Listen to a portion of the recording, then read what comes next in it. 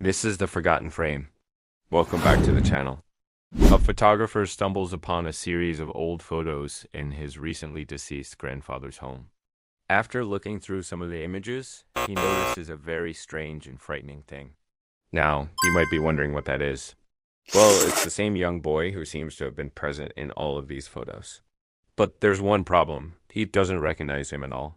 And it gets weirder because this kid never appears in any other photos from the time period, except for these 10. He tries to ask his family about the kid, but they have no idea who he's talking about. He even searches through old yearbooks trying to find him, but to no avail. He finds out more about the house's history and sees that the kid could have been a former owner, but nothing matches up. He thinks maybe his family adopted this boy and gave him up for adoption later, but there's no record of that anywhere either.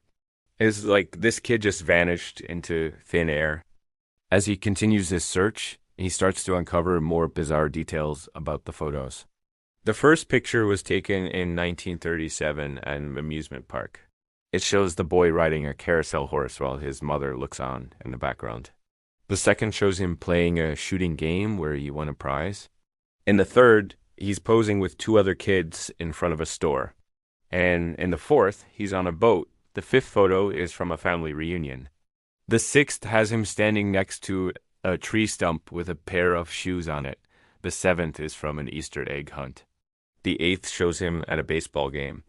The ninth has him posing in front of a theater marquee. And finally, the 10th and last photo shows him in front of a wishing well. To make things stranger, the photographer finds a photo of himself standing in front of the same well 80 years later. It's clear this boy has been haunting these photos for decades, always appearing exactly 80 years before whoever is in the image. At first, it seems completely random. There's no discernible pattern to the places or events. But after looking closer, he realizes something disturbing. In each of these photos, the boy is in the exact same spot, only 80 years apart. For example, if we look at the carousel photo and turn it upside down, we can see the photographer standing right here, taking the exact same picture 80 years later. And when we do that with the photo of the boy on the boat, look who we find in the same spot. Here are a few more examples. And it's always the same thing, the boy and the photographer 80 years apart. But why? Why would the boy show up in all these photos? Why does he seem connected to the photographer? Is he trying to communicate something? Or is he just a harmless spirit having fun? Unfortunately, we don't know. But as you'll soon see, the story takes a terrifying turn. So far, all the photos have shown the boy standing in the exact same spot as the photographer, but not in the same direction. We always see his back, but never his face. This must mean he doesn't want to be recognized or remembered.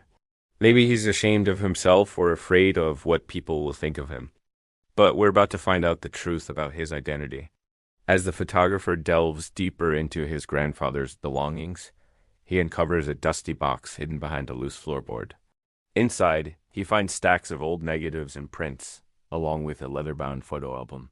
The album contains dozens of black and white images, most of them faded and damaged, but a few still have the boy's face clearly visible. The photographer recognizes the locations immediately.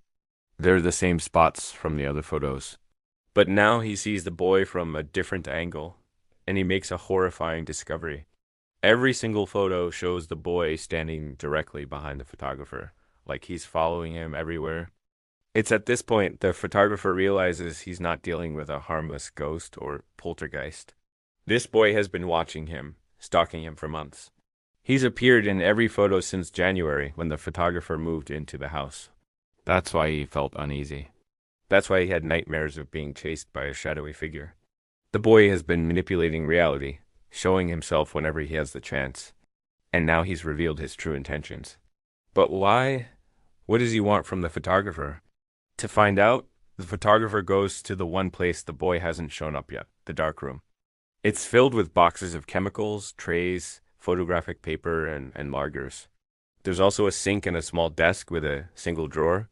The photographer opens the drawer and finds a leather-bound journal. Inside, he finds pages and pages of handwritten notes and diagrams, all detailing experiments with time and space. There's talk of parallel universes, quantum mechanics, and alternate realities.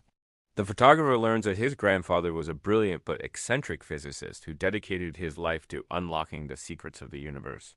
But he went mad near the end, convinced he was being stalked by a mysterious entity from another dimension. And now the photographer understands. His grandfather's research accidentally opened a portal to another world, allowing this boy to enter our reality. But why did he choose his grandfather? Why is he connected to him? Well, his grandfather wrote about a special connection between the observer and the observed, a bond that can transcend time and space.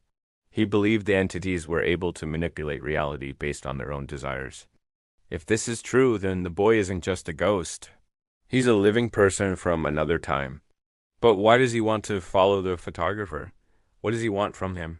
Sadly, we don't know, but the final page gives us a clue. The photographer finds a diagram of the house and markings on certain rooms. The boy has been in the bathroom, bedroom, kitchen, office, and now the darkroom. There's only one room left, the basement. So the photographer grabs a shovel and heads out back. It turns out the boy was buried underneath the shed all along. He used the photographer's grandfather as a vessel, allowing himself to possess him and live out his mortal life. But now he wants to fully become part of this reality. The photographer has to stop him. He digs furiously and eventually unearths a coffin. He rips it open and finds the boy's body. He pulls him out and throws him into the fire pit. But instead of burning, the boy's body starts to glow and levitate. He possesses the photographer, but now he's trapped inside the photographer's body. They struggle for control, but the boy is too strong. He drags the photographer's soul into the darkness, twisting his face into a horrible grin. Then he stands up and walks towards the camera. We see the boy's eyes peering over the photographer's shoulder. The screen flashes white and we hear a click. When it fades back in, the photographer is lying on the ground, unconscious. There's blood coming out of his mouth and a camera is sitting on his chest. Next to it is a piece of paper with the words "Final Photo" written on it. The boy has taken his revenge and now the photographer's body will haunt these photos forever. Thank you for watching. If you enjoyed the video, please leave a like and subscribe for more stories. Also, check out my podcast and social media. Thanks again and have a great day.